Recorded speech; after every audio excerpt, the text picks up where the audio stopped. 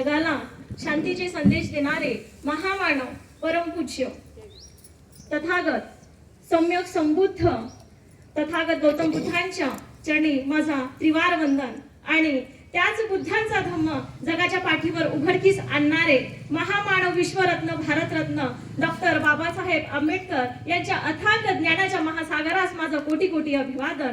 आणि आज आपण 1 जानेवारीला इथे भीमा कोरेगाव शौर्य दिनानिमित्त आपण जमलेलो आहोत, तर त्या अपास्य महाराजांना माझा कोटी कोटी अभिवादन।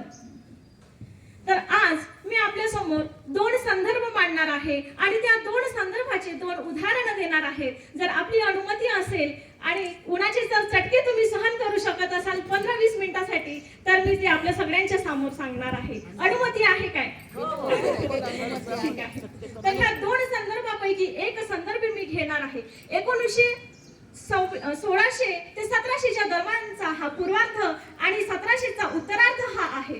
तर ह्याचा जो काळ आहे कर्नाटकातील केरळ आणि केरळमध्ये जो त्रावणकोर नावाचा राजा होता, ऐकलं आहे ना? त्रावणकोर राजा ऐकलं असेल। त्रावणकोराच्या काळामध्ये काय घडत होतं? त्रावणकोर राजा हा इतका अमानुष वृत्तीचा होता, त्याच्या काळामध्ये स्त्रियांना इतकं छळलं गेलं होतं, इतकं टाकून दिलं गेलेलं होतं आणि शूद्रातील शूद्र म्हणजे स्त्रिया आणि सर्व शूद्र काळ शूद्रातील माणसं बाया लेकरं सर्वच त्याच्यामध्ये आलेले। तर त्यांचं काय राजकारण होतं बघा। त्यांना आपली गादी सांभाळायची होती, गादी जाऊ द्यायची नव्हती, पण धनदौलत त्यांना जमा करायचं होतं। तर ते धनदौलत कशाच्या माध्यमातून जमा करायचं? स्त्रियांना त्या काळात आपले स्तन झाकण्यासाठी सुद्धा ब्लाऊज लावण्याचा अधिकार नव्हता, म्हणजे उघड अंगाने त्यांनी गावभर फिरायचं। गावाच्या बाहेर जर जायचं असेल तर त्यांच्या स्तनांवरती एक कर आकारण्यात आला होता। त्या कराचं नाव आहे हिंदीमध्ये मूलाकरण। मूल आकरण म्हणजे मुलांवर जे आकारलेलं कर म्हणजे तो मूलाकरण, इंग्लिश मध्ये म्हणायचं तर ब्रेस्ट ऍक्ट। किती अमानुष गोष्ट आहे ना? फिरू शकतो का आपण साधा पदर पाडून सुद्धा समाजाच्या बाहेर? कसं वाटतंय ना आपला जीव काळविळतो हो, अत्यंत काळवळीत जातो। 4 चौघासमोर जर पदर पडला ना तर त्या बाईची अवस्था तिला माहिती होते। 8 दिवस जर ती घराच्या बाहेर निघून दाखवत असेल तर तिची हिंमतच होणार नाही। पण त्या काळामध्ये आमच्या माया बहिणीने किती काय सहन केलं असेल। हा मुद्दामून काळ मला आपल्या सगळ्यांच्या समोर आणून द्यायचा आहे, कारण की इतिहासामध्ये ह्या पानांची गाळ केल्या गेलेली आहे। इतिहास कोणाला कळू द्यायची गरजच वाटत नाही आहे।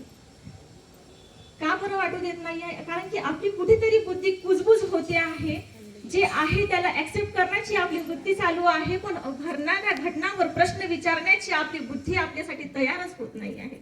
म्हणून काळाच्या रूपामध्ये आपल्या प्रश्न विचारणारी आपली जात तयार झाली पाहिजे, प्रत्येक मनुष्य इथे तयार झालेला पाहिजे। म्हणून विचारांची तळमळ अशा सामाजिक संघटनेमार्फत आपली चालली गेली पाहिजे आणि काय कुठे काय झालं हे सगळ्यांच्या मनामध्ये रुजलं गेलं पाहिजे।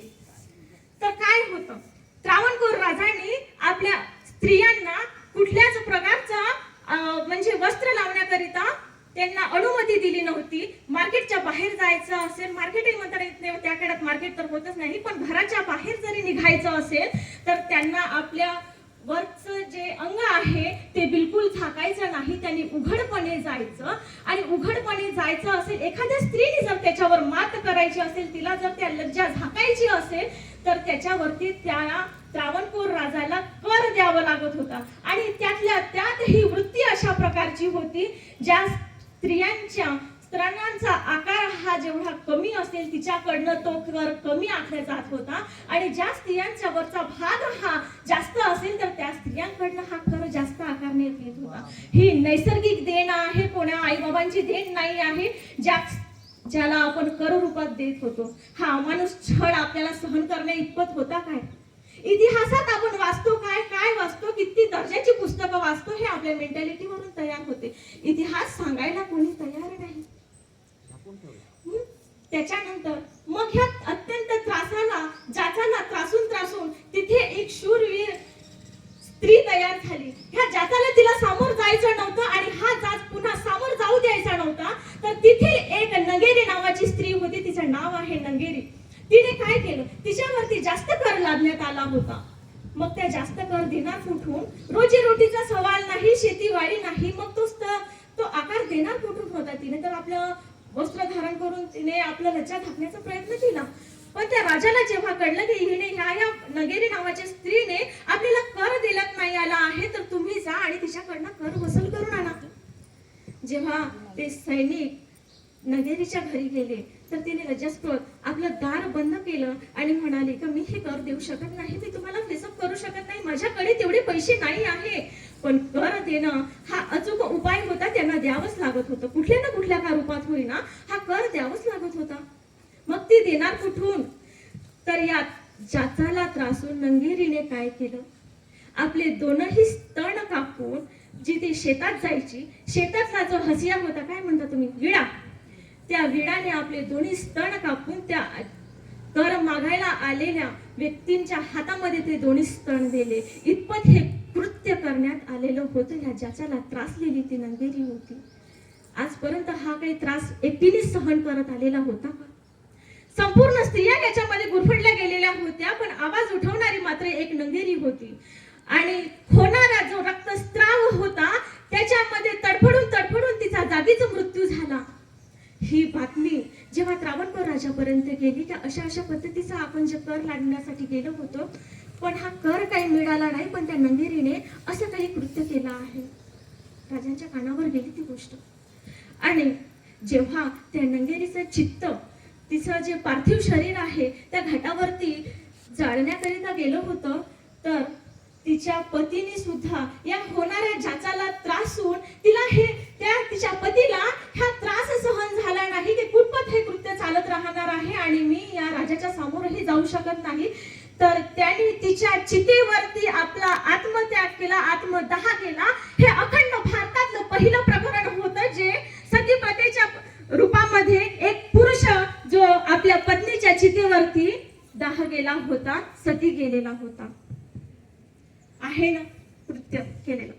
हे झालं प्रथम कृत्य.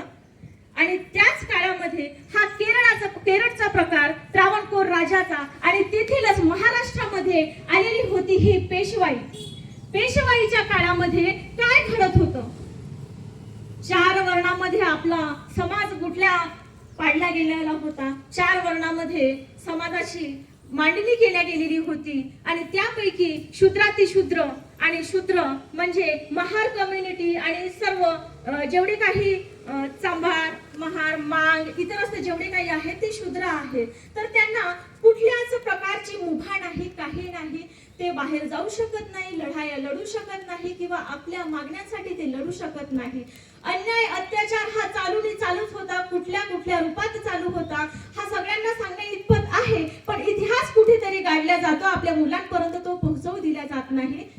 तर हे इतिहास मला आपल्या समोर घडवणार म्हणजे सांगायचा आहे.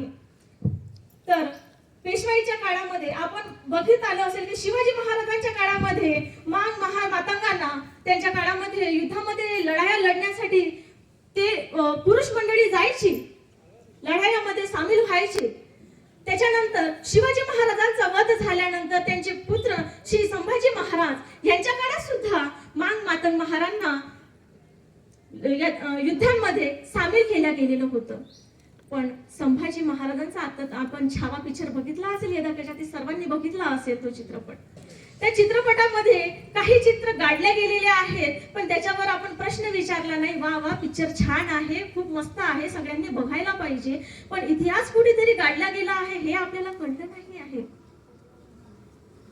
का गाडला गेला आहे मी असं म्हणते, तर जेव्हा संभाजी महाराजांचा चिथड्या उडवून त्यांच्या शरीरांचा अवघ्या 32व्या वर्षी जेव्हा कूट करून त्यांच्या अंगाचे बारीक तुकडे करून जिकडे तिकडे पेरल्या गेले होते, फेकल्या गेले होते, त्यांच्या अंतिम संस्कार सुद्धा करण्यात आलेला नव्हता.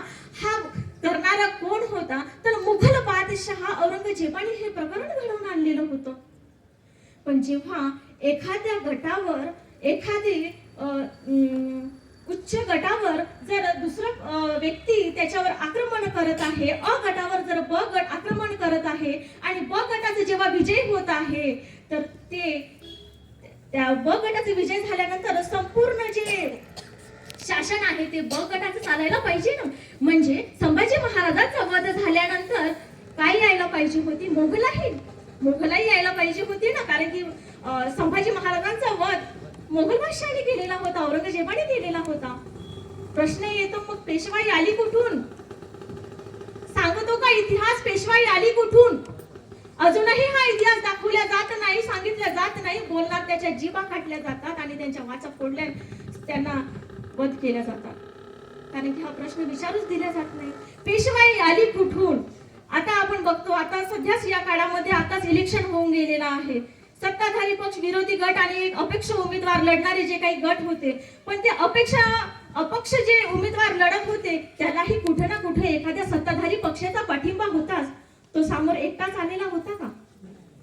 तो छुप्या बाजूने लढणारा होता तो गट, त्याला पाठिंबा देणारा. तू सामोरचा, तुझ्या पाठीमागे जे काही कार्य करायचं आहे ते मी करते, नाव तुझं समोर ठेव आणि त्याच्या पाठीमागचं राजकारण करणारा मी आहे. तू अपेक्षा म्हणून जरी राहणार तरी त्याच्या पाठीमागं जे काही कृत्य करशील तू मला सांगून कर. तुला पैसा हवाय, अडका हवाय, तुला काय पाहिजे ते पुरवणारा मी आहे. पण राजकारण करणारा जर फक्त नाव मात्र तू असणार. तसाच हा औरंगजेबाचा काळ होता, जो पेशवाई आणलेले होते. म्हणजे कुटकारस्थान करणारा हा पेशवाई होती आणि नाव मात्र औरंगजेबाचं होतं. आलंय लक्षात? ठीक आहे.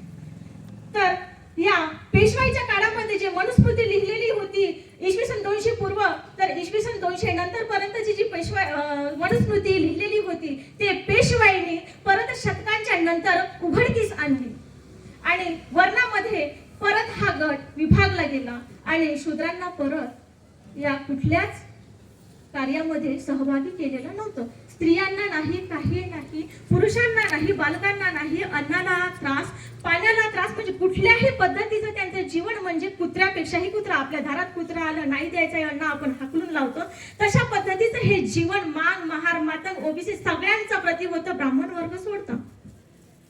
हा त्या काळातली परिस्थिती होती. पण ह्याच्यावर मात करण्यासाठी एक सिद्धनाथ महार समोर आला. सिद्धनाथाने काय केलं? पेशवाईच्या काळामध्ये जेव्हा इंग्रजांचं राज्य होतं, ह्या इंग्रजांविरुद्ध आपल्याला लढायचं होतं, हे सगळ्यांना माहिती होतं. सिद्धनाथ महाराजांनी म्हटलं, आम्ही पेशव्यांकडून इंग्रजांविरुद्ध लढाईसाठी तयार आहोत. तयार आहोत आम्ही, आपल्यासाठीच लढाईसाठी तयार आहोत, भारतासाठी लढाईसाठी तयार आहोत आम्ही. पण त्याच्या मोबदल्यात आम्हाला मांग मातंग महारांना आपल्या या समूहामध्ये कुठलं स्थान मिळेल ह्याची आम्हाला थोडी माहिती द्या, म्हणजे त्याचा पुरेपूर उपयोग करून आम्ही या लढाईसाठी, या युद्धासाठी तयार होऊ. त्यावर पेशवाईचे जे सेनापती होते बापू गोखले, ह्यांचं उत्तर काय होतं? तुम्ही कितीही लढाया लढल्या, तुम्ही कितीही लढले भांगले, तुमचा निस्तनाभूत जरी झाला तरी तुम्हाला मात्र सुईच्या टोकाच्या इतपत सुद्धा या समाजामध्ये तुम्हाला कधीच स्थान मिळणार नाही, होतही नाही आणि समोर कधीच मिळणारही नाही. तर काय म्हणून लढायचं आपण भारतीयांसोबतच? काय म्हणून लढायचं आपण या पेशव्यांसोबत? हा तिरस्कार घेऊन जेव्हा सिद्धनाथ महार गावाला आले तर हे सगळं कृत्य जे आहे ते इंग्रजांच्या लक्षात आलेलं होतं की भारतामध्ये चाललेली ही जी चळवळ होती, वर्णभेद होता, जातीभेद होता, माणूस माणसाला मुकल्या गेलेला होता, ह्याचा फायदा घेणारा जो तिसरा वर्ग म्हणजे इंग्रज होते. तर हाच प्रश्न घेऊन परत सिद्धनाथ महार इंग्रजांकडे गेले की आम्ही आपल्याकडून लढाईसाठी तयार आहोत, आम्ही तुम्हाला हे युद्ध जिंकून देण्यासाठी तयार आहोत, त्याच्या मोबदल्यात आम्हाला काय मिळेल? प्रश्न होताच ना, कारण की या गुलामीतून आपल्याला बाहेर पडायचं होतं ना, आपल्याला जीवन जगायचं होतं, समोरची पिढी घडवायची होती. तर त्यामध्ये त्या इंग्रजांनी म्हटलं, ठीक आहे, आम्ही तुम्हाला युद्धामध्ये सामील घेण्यासाठी तयार आहोत, काय मागण्या आहेत सांगा. तर त्या मागण्या होत्या की पिढ्यानपिढ्या ज्या आमच्या माता बहिणींना, भगिनींना आणि पुरुषांना जे काही त्रास सहन करत आलेला आहे, पेशवाईच्या काळामध्ये जे पाठीला खराटा आणि गळ्यामध्ये जे मडकं घातलेलं आहे, त्यापासून कायमची सुटका झाली पाहिजे आणि माणूस म्हणून आम्हाला जगण्याचा इथे संधी दिली पाहिजे. तो म्हणूनच आम्ही या लढाईसाठी तयार आहोत. तर याच्यावर इंग्रजांनी होकार दिला आणि त्या लढाईची सुरुवात झाली.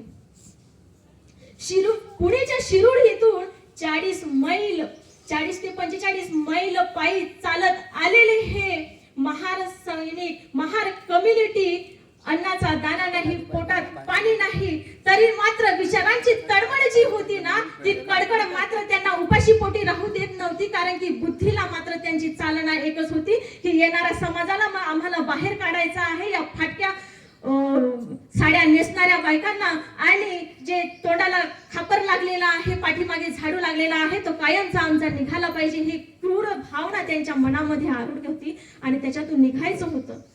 तर हे युद्ध लढल्या गेलं आणि 12 तास सतत पलीकडे 28,000 पेशवे आणि अलीकडे भीमा नदीच्या काठावर 500 महार आणि त्यामध्ये 250 जे इंग्रज सैनिक होते. नुसतं तलवारीशी लढलेलं हे युद्ध होतं. हे युद्ध नुसतं तलवारीशी लढल्या गेलेलं नव्हतं किंवा युद्धापुरतं हे युद्ध नव्हतं, तर ते माणसाला माणूस म्हणून जगवण्याचा एक प्रयत्न होता. अमानुष कृत्याला बाहेर पाडण्याचा हे प्रयत्न होते. म्हणून हे भीमा कोरेगावचं प्रकरण आज उघडकीस आले आणि 208 वर्षानंतरही सुद्धा आपण हा दिवस साजरा करतोय.